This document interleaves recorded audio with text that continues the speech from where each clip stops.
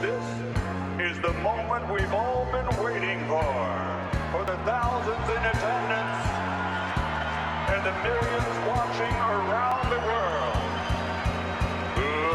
Let's get ready to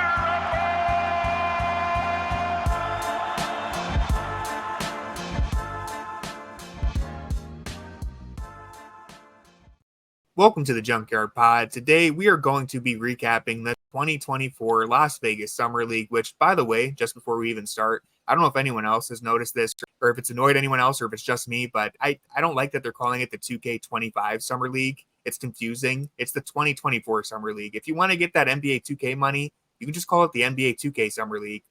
It's confusing, but that's regardless. And I think they're like inconsistent about it too, because there were some places I was looking and it said 2K24 Summer League, and it was talking about this one. So yeah, it's listed on like the NBA where you look at the stats. It says the 2K25 Summer League, and it's confusing. It's unnecessary, and it's the worst stats ever. It gives you nothing. Stats are bad. You can't filter them really by name or anything. It's horrible. But joining me to discuss Cavs Summer League is my co-host Jackson Flickinger, alongside friend of the show James, aka Everything Cavs. Guys, how are you doing, Jackson? How has life been as editor-in-chief? It's been great, except for trying to get my writers to write. You know, this one writer, Anthony, we'll call him. He's just not doing anything. Haven't heard of him. He sounds like a promising young writer, though. I'm sure you just have to be patient with him. James, how have you been? How has Summer League been going? Did your top prospects impress you? Did anyone let you down? I know Filipowski had a couple highlight plays, and I think Bob Carrington was second team all Summer League. I think it just got announced. So how was it? Yeah, it was good. I tried to focus, obviously, mainly on the Cavs, but when I could catch other things, Reed Shepherd was really impressive because the three-point shot didn't fall, and he was still really good. And Bub, the percentages for all these guys are like really weird. Bub shot under 40. He shot better from three than he did from two, but everyone feels like he had a pretty good summer league. Modest, his percentages were in the tank, but I feel good about Filipowski the last couple games because he put up some stinkers in the first couple, like really bad. I know you can't overreact to summer league too much, but I'm like scratching my neck. Like, I don't know. What did I miss? But you can't overreact too much. It's also tough because there's so few games that it's like, do these stats mean anything? It's really like truly the eye test. Like, this guy looks like an NBA player. I don't know about this guy. Yeah, Summer League is just, you can't overreact too much, but it does feel good when they actually play well. Then you feel like you might as well overreact. If your guy plays poorly, you can say, oh, it's just Summer League, it doesn't matter. But when Jalen Tyson looks really good, I'm all on board. I'm on the train. So for today's episode, I figured we would just recap the four players who I think are probably the most interesting to focus on: Jalen Tyson, Emoni Bates, Luke Travers, and Craig Porter Jr. And I also thought of a few key questions for each player that I'll pass along to you both as we go through the list. Now, before we officially get started today, let me say if you enjoy the Junkyard Pod and you want to support the channel, then all you have to do is hit subscribe and drop a like. Those two things go a long way toward helping the channel. And while you're at it, leave a comment on what you thought about the Cavs Summer League before Jackson tears down your hopes and dreams.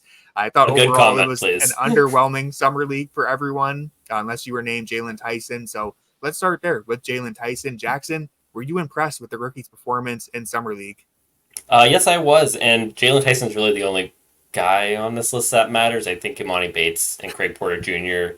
do as well. But, I mean, it didn't matter if everyone else on the team was good. Who cares? If everyone else on the Cavs was good besides Tyson and they, won the Summer League championship, but Tyson wasn't good, it would be a failure of a Summer League. So it's, seeing Tyson play good those last two games was just so encouraging. I do have some concerns about him playing more off-ball. Not necessarily concerns, but more so those are still open questions because his best performances came when Craig Porter Jr. was out of the lineup, which we will get to Craig Porter Jr. and the black hole he became during the first couple of games of Summer League. But it was really impressive. The Cavs, after when they first drafted him, they were talking about how he was so good, he was so impressive, how they can't believe their luck when they got him. And they say that all the time, and it's easy to roll your eyes at it, but actually seeing him play, you're like, this guy does check a lot of boxes, and that's really encouraging. Yeah, I was very encouraged, especially by those last two games, because he did start off relatively quiet. He wasn't bad at the beginning, but he just hadn't really popped off the page until those last two games where he just looked phenomenal. James, I was looking back at our draft tier list that we did, and we both had Tyson in the low risk category. I'd say we did a good job. We maybe even could have been higher on him, but how did you feel about Tyson's stint in Vegas? Overall, pretty much how everyone else felt. I felt really good about it. It was like it was kind of like his college career, right? Like Texas Tech, super off bally, doing like some of the connector stuff that we saw the first couple games where you want him to shoot more. He's really trying to make the right play and fit in. And then once Craig Porter Jr. gets like kind of kicked to the shelf a little bit to make sure he doesn't get hurt, the Cal stuff comes out and he looks so comfortable doing that stuff. I know it's summer league. It's not exactly all NBA level guys, but his pacing, his comfortability with the ball, playing in ball screens was really impressive. And what I liked the most, which I was skeptical of, was his finishing at the rim, especially with his offhand. Because at Cal, he was just a hair under 50% at the rim. And I think he was like 61% or 63% during Summer League. Again, small sample, but a lot of offhand finishes, contorting his body, really nice touch, high off the glass. Different finishes he didn't really show too much at Cal as he tried to 2 foot leap and really contort with the right, or the touch was just weird. It looked like that's something he's more comfortable with now. Maybe it's his pacing. He seems a little like to be comfortable already, which I like. Um, the shooting, again, he's trying to make the right play, and you can tell he's not super comfortable with the catch and shoot yet, which is fine. That'll come. He shot well percentage wise, but overall, I think it was, really good for Tyson. He doesn't, especially on defense, he's not some disruptive super event defender, but it's like the ball has a magnet to him. The ball just ends up in his hands, whether it's a rebound or a timely steal. Some guys just have that knack, and it seems like Tyson has that already. One thing I do want to jump off really quickly before throwing it to Tony is I like that you brought up the finishing at the rim, and It's sometimes hard to compare like college finishing at the rim and NBA finishing at the rim and summer league finishing at the rim because it's so much context dependent, especially in college where you can just kind of camp out there. So I thought his finishing at the rim was good, and that this was a team that didn't really have a whole lot of floor spacing. weren't they didn't have a lot of rim pressure outside of Tyson, and I think this is what kind of hurt Greg Porter Jr. When you look at his stats, he didn't really finish great at the rim. So I think that's definitely something to build off of. But I was encouraged, even if the numbers weren't like super high. Yeah, I thought his finishing was super impressive, especially the offhand stuff. He had some where he's getting downhill and just that soft touch with the left hand, high off the glass too. That's really impressive, and I hope that will translate. I thought he absorbed contact really well. I know people were upset that he's not necessarily 6'8" or anything like that, but he's a bulky wing. He is 6'5" without shoes, 6'5.5". So I think he looked like he could finish at the NBA level. Of course, small game sample size, but it was encouraging. Overall, I just loved how he processed the game. I thought he was very deliberate. He was a steady presence. He looked his best when he was on ball, when they started giving him those reps. Across his final two games, he combined for 44 points on 15 for 19 shooting, which was pretty ridiculous, as well as 16 rebounds and 12 assists during that stretch. He just looked like he was in complete control of the game. I do think he showed that he can play with or without the ball, although, again, he was more quiet in those first couple games when he was away from the ball. So I just think that there's an easy path for Tyson being a connective piece that the Cavs could really use on the wing. I do also want to bring up his rebounding because I think there's been a lot of focus on can he be a wing or not, and that's going to come down to whether he can guard wings. But being able to rebound at a high level allows you to kind of get away with some of the with him being smaller and playing up a position. So I think that's definitely something that's really important. And they don't have anybody who really has a good nose for the ball on the offensive glass. So I think that's really important, which is kind of weird for a team that plays two centers, but that's a topic for another day. Yeah, I saw the Josh Hart comparison being thrown out a lot, just in the way that he was active on the glass. I do want to touch on the defense too. It's a lot of what I expected. I don't think he's going to be some guard defender that, Isaac Okoro is, but he's going to be good against strength-based creators, in my opinion. I think he'll be able to guard 3s and 4s pretty well. Some 2s, maybe not like the Anthony Edwards-y guys, but again, more straight line guys where he doesn't have to flip his hips a ton, because I think it is a little slow at times. The feet just turn a little slow and guys can turn the corner a little easier than I want. But something we saw at Cal is he's kind of hoppy on defense. And I think it's to try and bait a jump shot, but that doesn't work in the NBA, right? So he just has to commit and run guys off.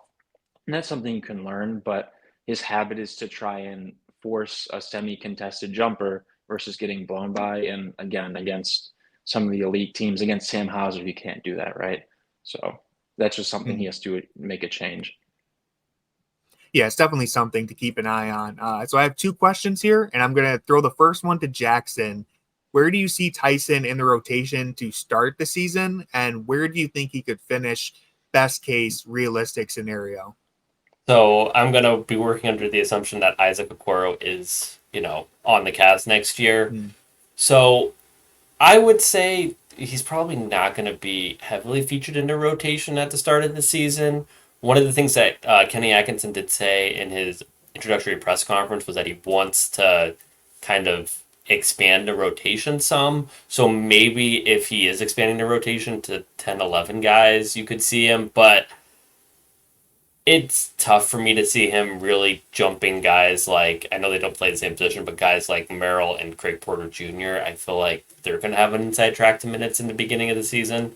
But the end of the season, I really don't know. It kind of depends on how he develops. If he's, Karis LeVert, but more promising, then I don't know what kind of minutes he's going to be getting this season. But if he can develop into the off-ball player that you think that he can, then yeah, you definitely can see minutes. Early on, again, I don't think he's going to be in the rotation either, as much as we like what we saw. This team has a lot of guys that we are pretty sure can play, and that's something we're not really used to. We have the starting 5, LeVert, Okoro, Wade, reluctantly Niang. Like, those guys are going to play.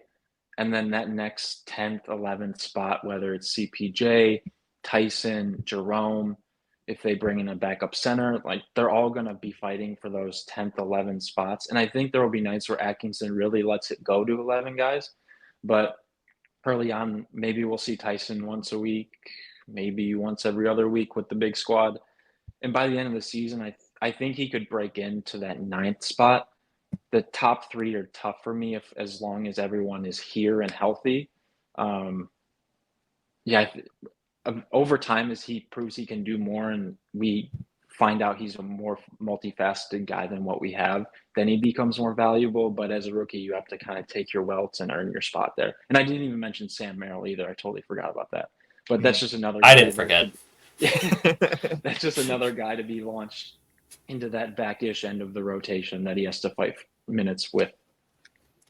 It's tough to make too much from Summer League when trying to project into like a rotation. It's easier to say like, oh, some of the things that we liked about this guy in college kind of does translate to some level as a professional, but it's really hard to say like, oh, this guy's a rotation player.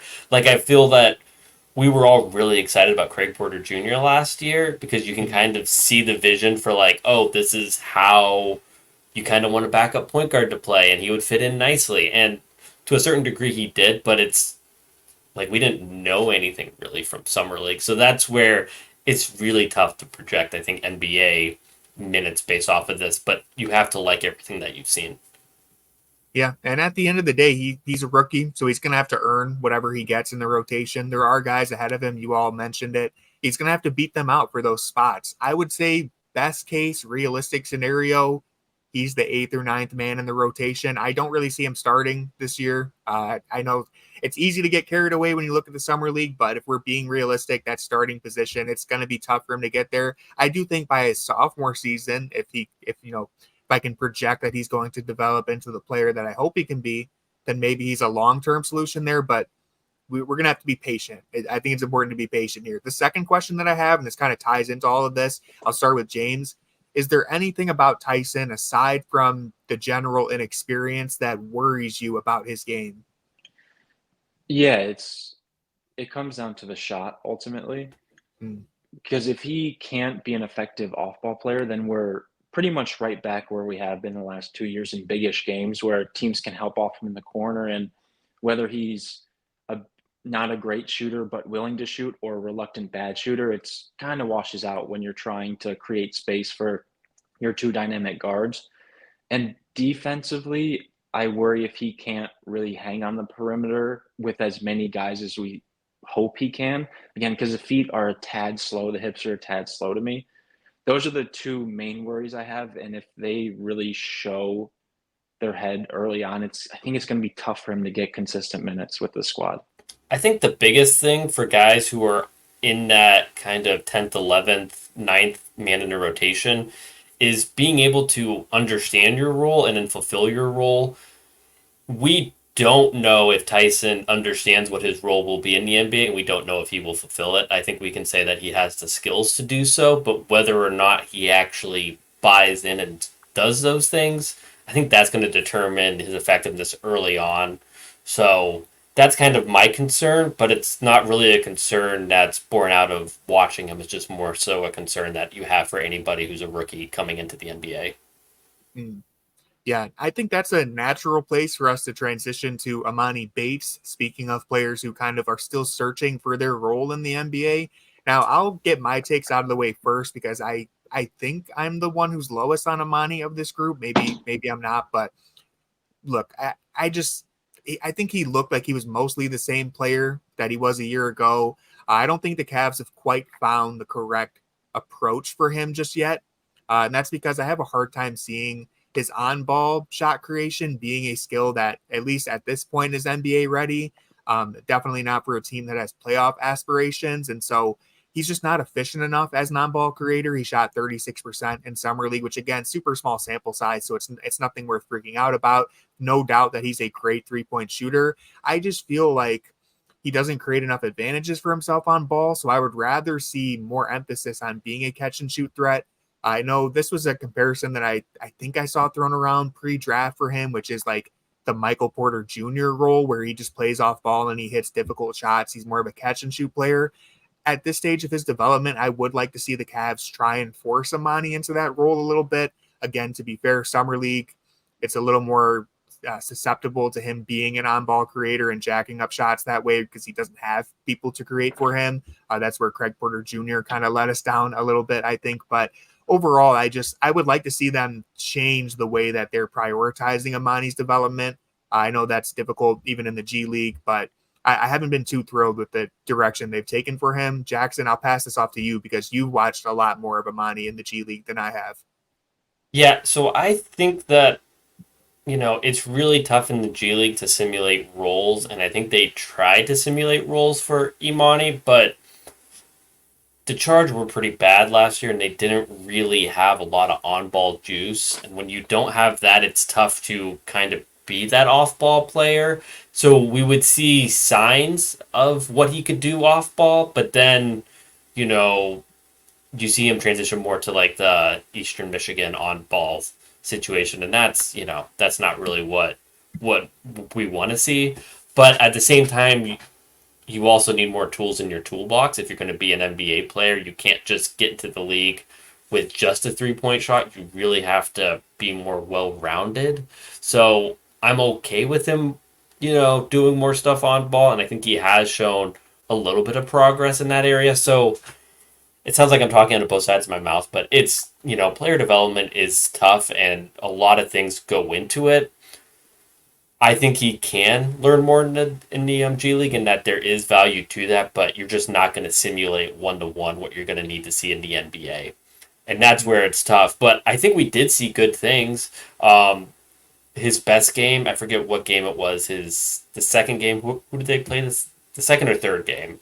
Milwaukee's the one where they blew him out. Milwaukee. Then the game after was the Warriors right after. The Warriors. I think it was the Warriors game where we saw some of him pushing off of defensive rebounds and stuff like that, and that's where he's most effective. That might have been the Bucks game. Either way, I think he's really effective in those situations because with his shot, it really forces teams to kind of like come up to him because it's like, hey, he's 2 steps inside the 3-point line. I mean, inside half court, he really could pull from here. We gotta like stay close with him, and that's what opens up his playmaking in those situations. And I think that's one of the areas that he could be really useful, especially with like a second unit. So we saw some of that, and that's good. But like this team did lack, like the summer league team did lack guys who could really do stuff on ball, and that's where it's just really tough to take too much from this. For sure. I want to be clear that I'm not using summer league as like anything definitive for Emoni. It's just a general gripe that I've had since they've drafted him that I would like to see a more of an emphasis on that off ball stuff, but there's the 3-point shot is pure. Like I guess that's the question. And then I'll pass it back to you. He's such a good 3-point shooter. How do you maximize that? What's the correct way to do it? Because letting him create on ball for me hasn't been the best way to do it.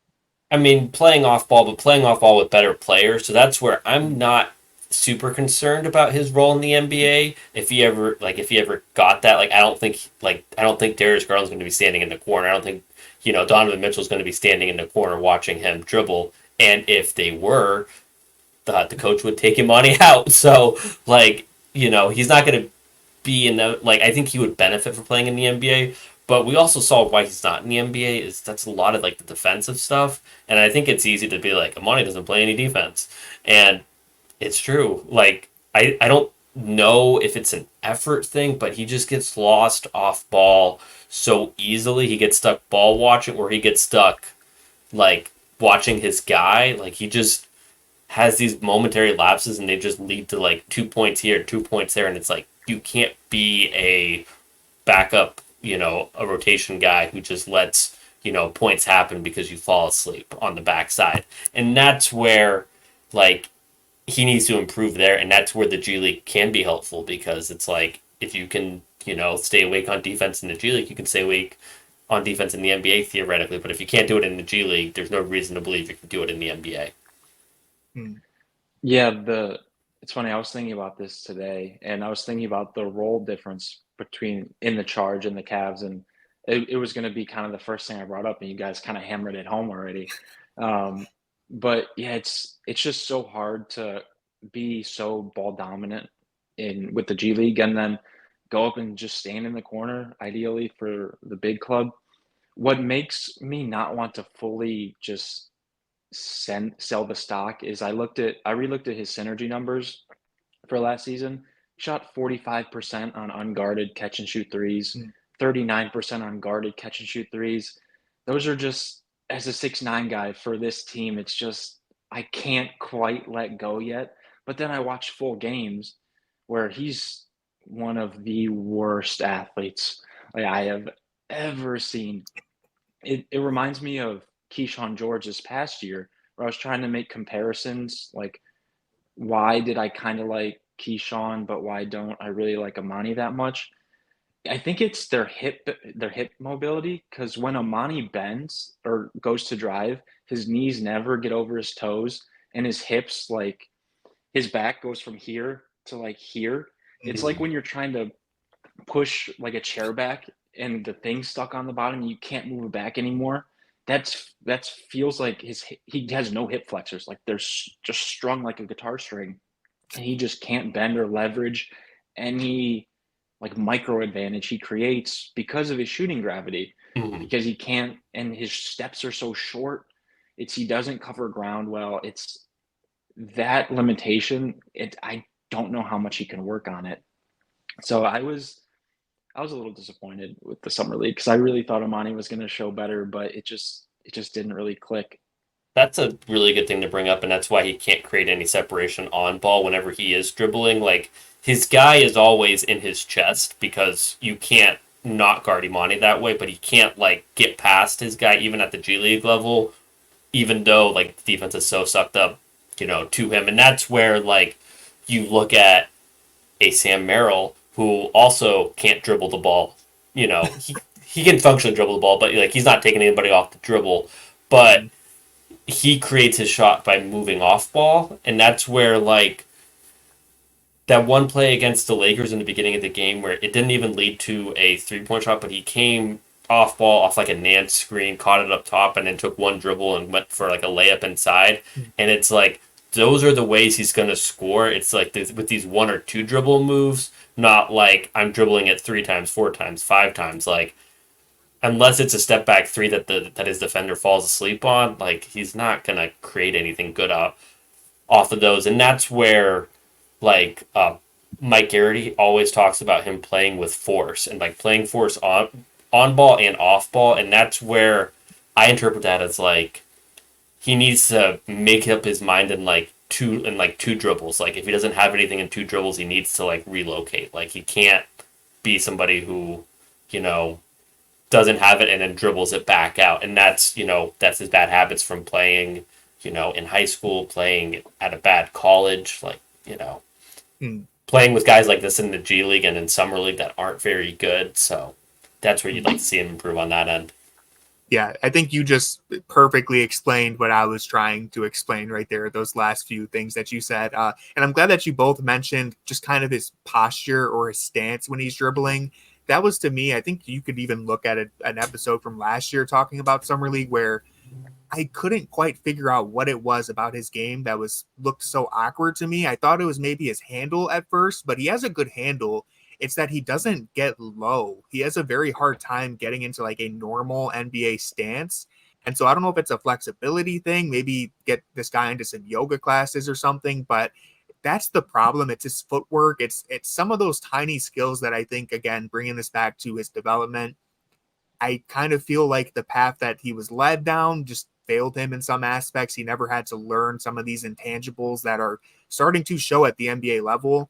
And if he can ever round out that development in the G League, then I get it. The sell is he's a 6'9" forward who legitimately can shoot the lights out. That's one thing that I will always give him credit for. The lights out shooter. There's no doubt in my mind that he shoots at an NBA level. It's just putting everything else together.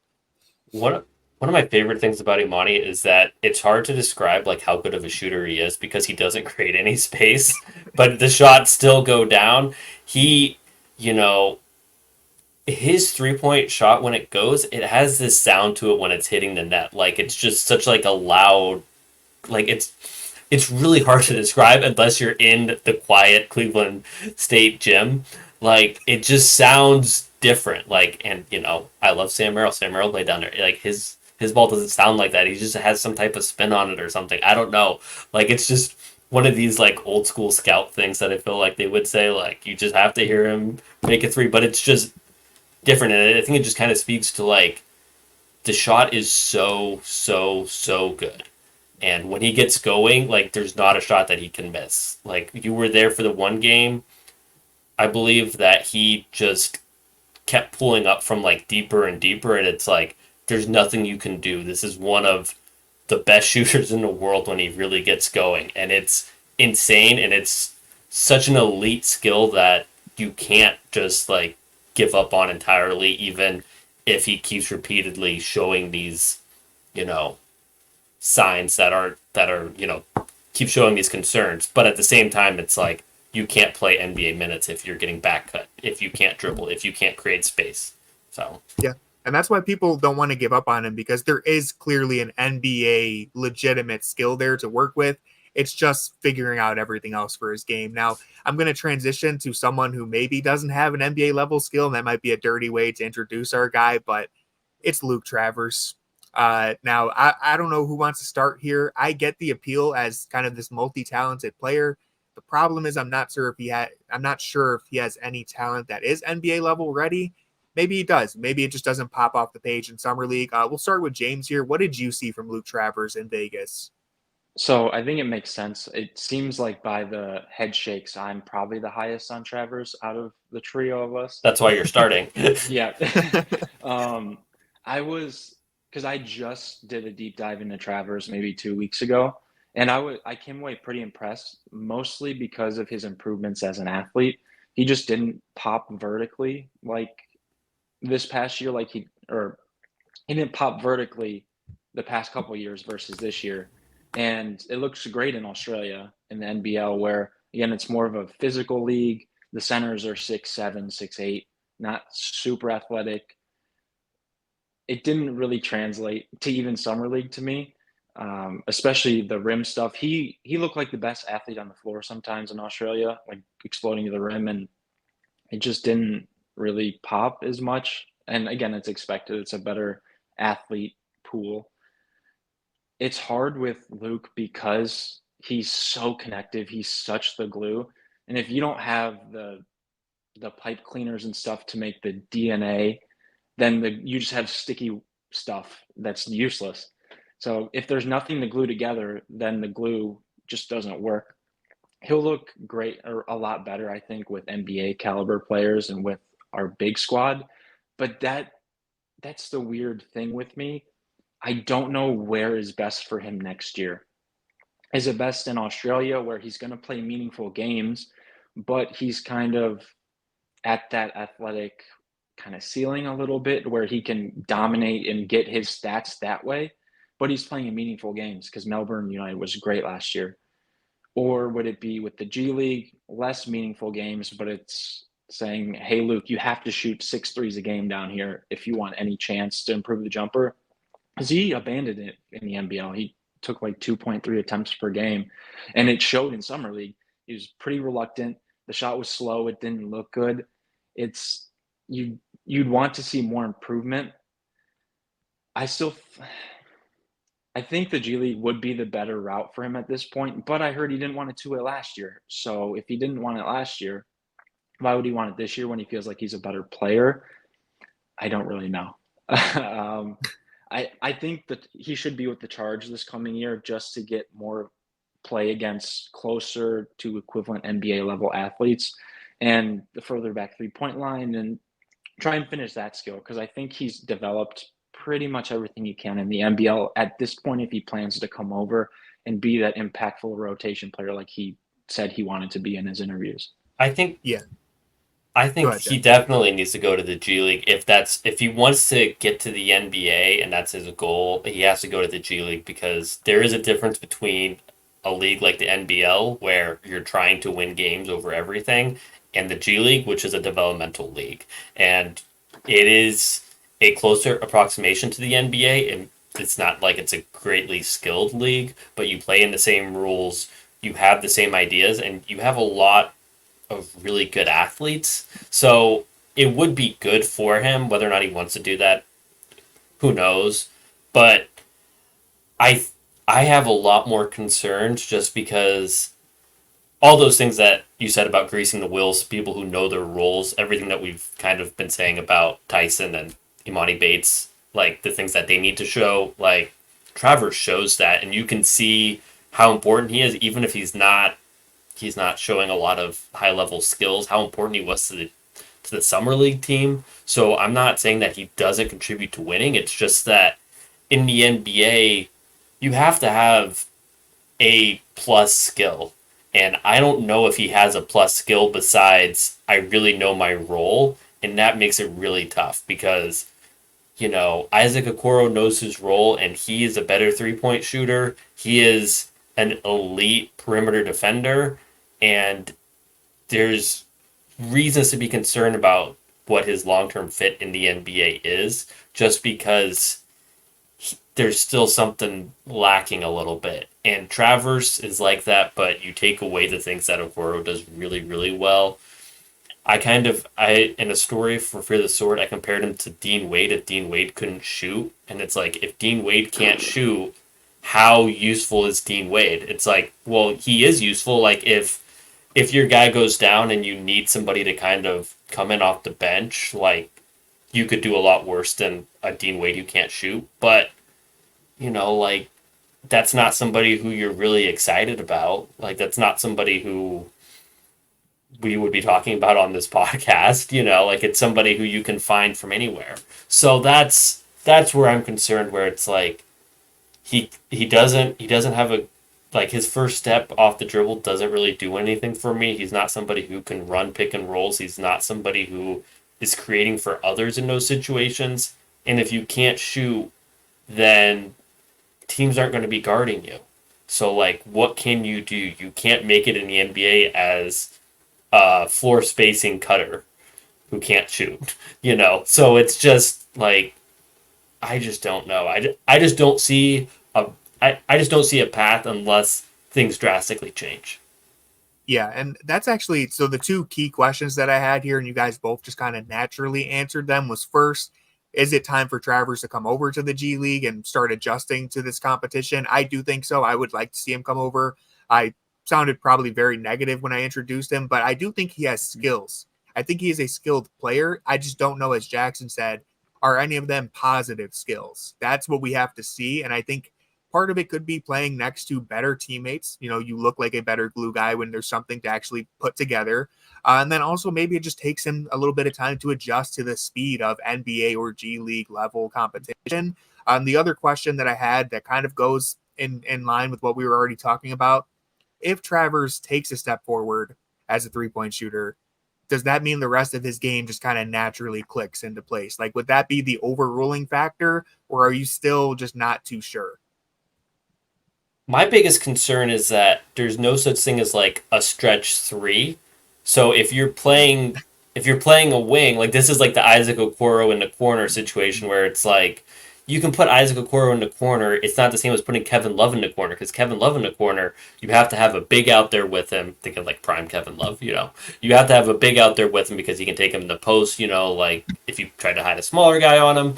Like, so you can't just set like a three in the corner, and I don't think Luke Travers is somebody who you would be scared, like if he was technically the four on the team. I think you could, you know, leave the four on somebody else, or you don't need to be as connected to him, even if he was a little bit better of a shooter, just because the position that he plays. And I don't think he's a big enough on ball threat, and he's not like an off ball movement shooter. So it's just really tough when you don't have other well rounded skills to just, function on with the NBA offense. Yeah, I think the degree really matters here. Like if he improves to a 33, 34% shooter, does that meaningfully change anything? Like we saw Isaac Okoro shot 39% this past season in the regular season, and nobody cared about him in the playoffs. And he Mm-hmm. missed four straight and got yanked again. So it depends. Like he's a prime candidate to put, your Giannis on and let him roam, your Wemby on and let him roam. Because I think I think he's ultimately a four for the Cavs. Mm-hmm. Yeah, there's two levels to it to me. It's, can he not get ignored? And the second level is, if he finds himself open, does he get closed out too? And it's kind of the same thing that we talked about with Jalen Tyson, of being an off-ball guy, where we like them as passers and on the move, but that doesn't matter if you can't garner the closeout to create the advantage.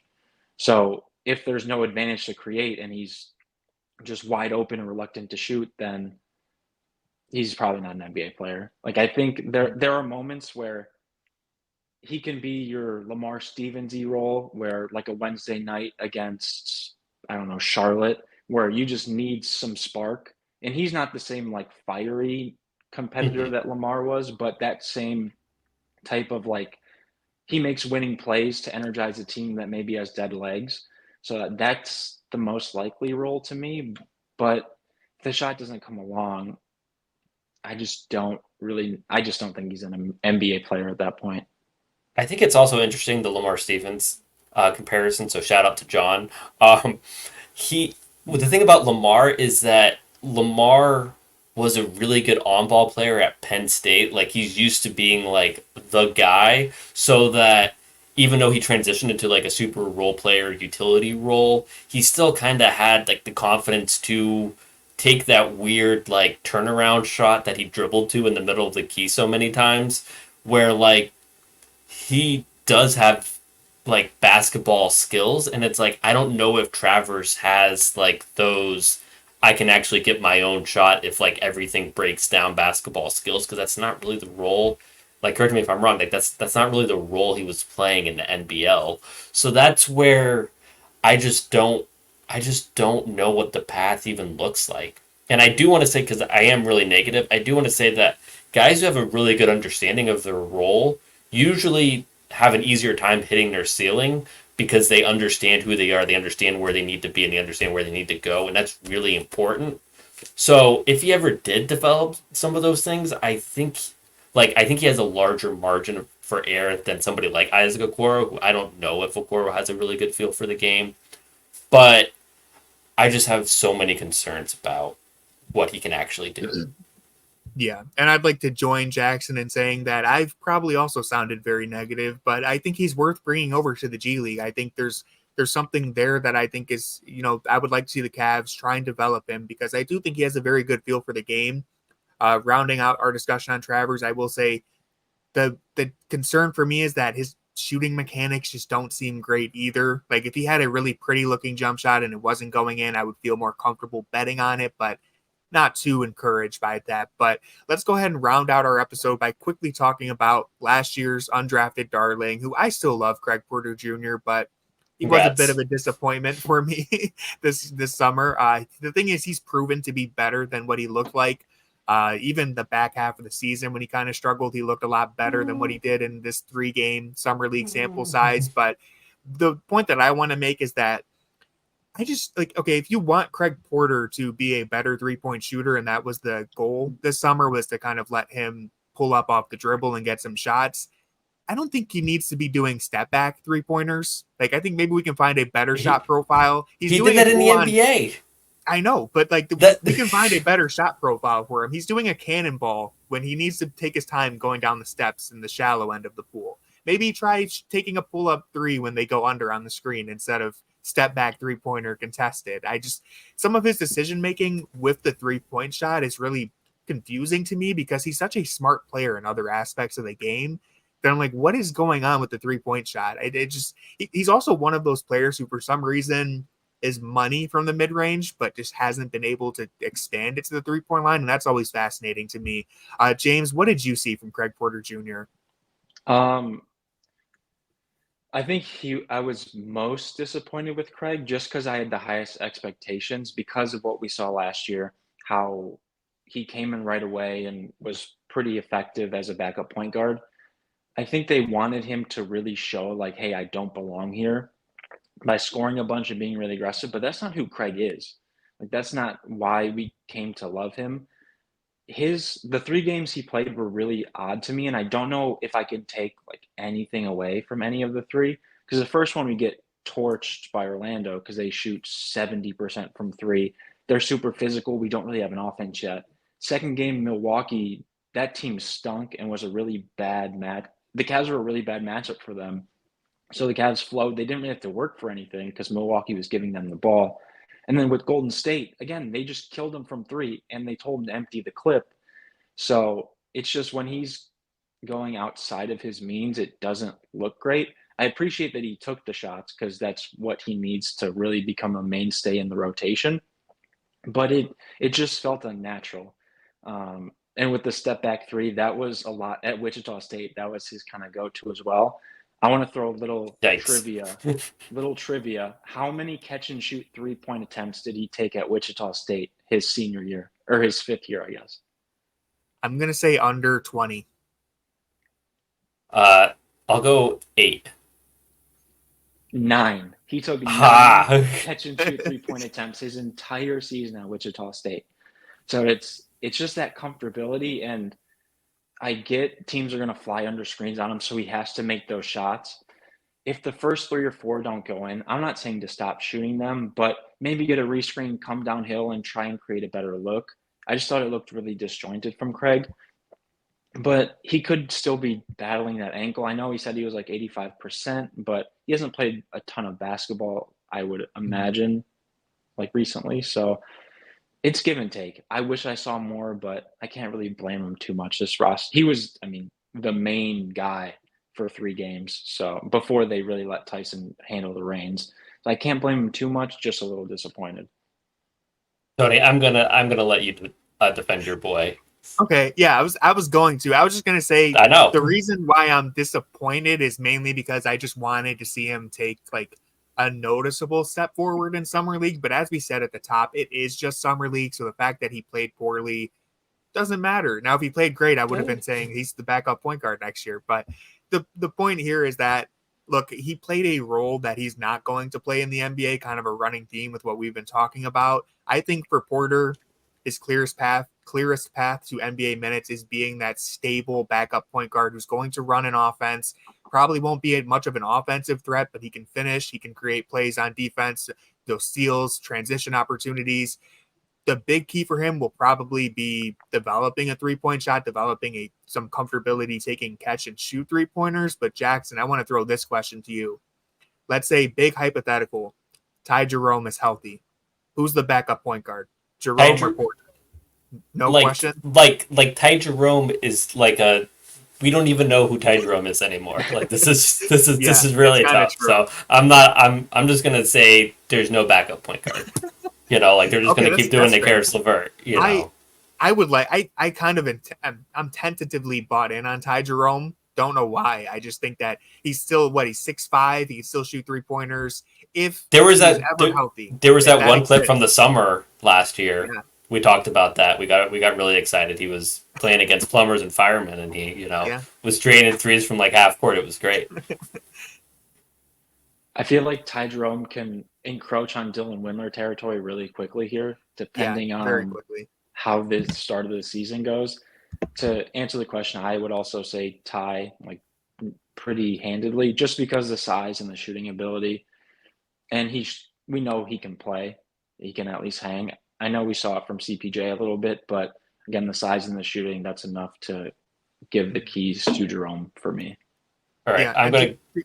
Hold on, real quick. Just cutting you off. No. Just real quick, it'll be super quick. To keep things in perspective, I know we all got very excited about Porter. He was an undrafted guard. So if he ends up being the third guard in an NBA rotation on a standard contract, that's a win for Craig Porter. I would just like to say that. That is still a win for him. There may be a win for Craig Porter. It's not going to be a win for Tony Pesta. For my agenda. Right. So I have major concerns after Summer League, and it's not because he struggled in Summer League, and I think it is fair to point out he's not going to be in a heliocentric offense where he's the guy. But also, he's not going to be in an offense where he doesn't have the ball because he is the point guard.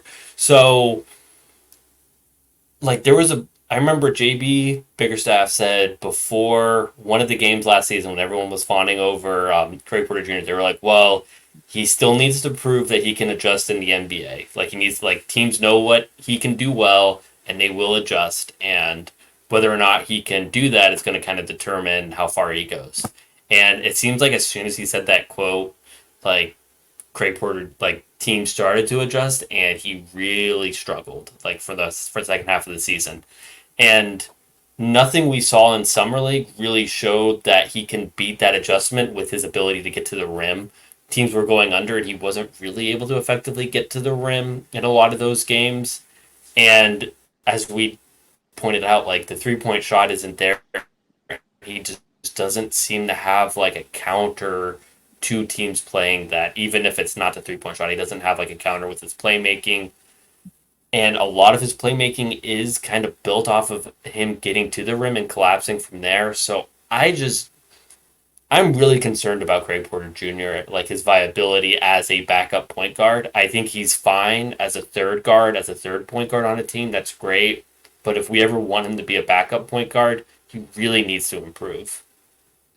And that's fair. I think it's possible that his ceiling is quite a bit lower than maybe we thought it was coming out of that red hot Summer League and the start that he had to the year. But I still think his floor is, I would comfortably bet on his floor being the third point guard in an NBA rotation, whether it's in Cleveland or if he gets another opportunity somewhere else. I still think Craig Porter has NBA level skills. It's just that ceiling might be a little bit lower. Yeah, and a third guard is fine, but I feel after the first 20 games last season, it was this is a steal. This guy is going to be the sixth, he's a sixth man. He's a perfect sixth man. And it's now it feels he's a perfect 12th man. Some people still leave comments saying that we should trade Darius and just start Craig Porter. I'm not even going to address that. I just wanted to thank you for listening, guys. That's great. We appreciate your opinion, genuinely. I disagree with it, but I'm glad that people out there love Craig Porter Jr. because he seems like a delightful guy. Maybe I'm like different than other people that like I don't feel compelled to comment very often on things. So like if something does compel me to comment, it means that I'm like really fired up about a subject, and it just makes me happy to think that like there are people that are so fired up by Craig Porter Jr. that like, well, I have to get this take off. So It's understandable. good for. I mean, it's not understandable, but good for you guys. I think something just the NBA fans in general we have to remember is a lot of these players a lot of the players they don't know these guys coming out. So that's why you see rookies, especially someone like Craig Porter Jr., being able to do well early on in his rookie season because coaches are flipping the scouting report. Players like who is this guy? Like why does he have 12 points in 7 minutes? And it's just because they don't know. They're not like us. They don't scour Twitter and Basketball Reference and Bartorovic all day looking for stuff. It's once your name's on that report, it's really hard to make adjustments after that, especially if you're limited like that. So once, that's where we saw the wall is once he got put, even if it's at the bottom of the report, page 2, he's still on there. So it's just more of a mindful adjustment.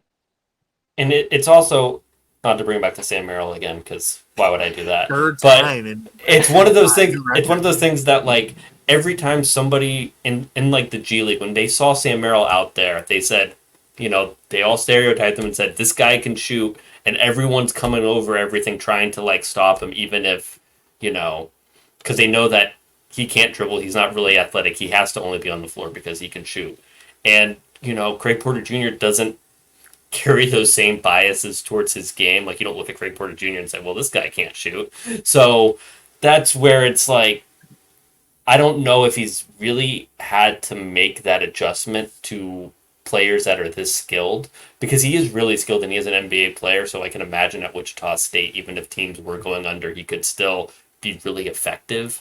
So I just don't know how effective he can be if the book is out and he can't adjust. Yeah, and I think that's totally fair to say. That's going to do it for this episode of the Junkyard Pod. I want to thank both Jackson and James for helping me recap the Summer League, and I want to thank everyone who watches or listens to the pod. If you enjoyed this episode and you want to help us out, then again, you know what to do. Hit subscribe, drop a like, and leave a comment letting us know if you think Craig Porter should be a starter next year. We officially have, 2 months before preseason starts? It's going to come faster than you think, so make sure you stick around to see all the fun content we have planned between then. And with all that being said, go Cavs. I agree, go Cavs. Brian, how come you never comment?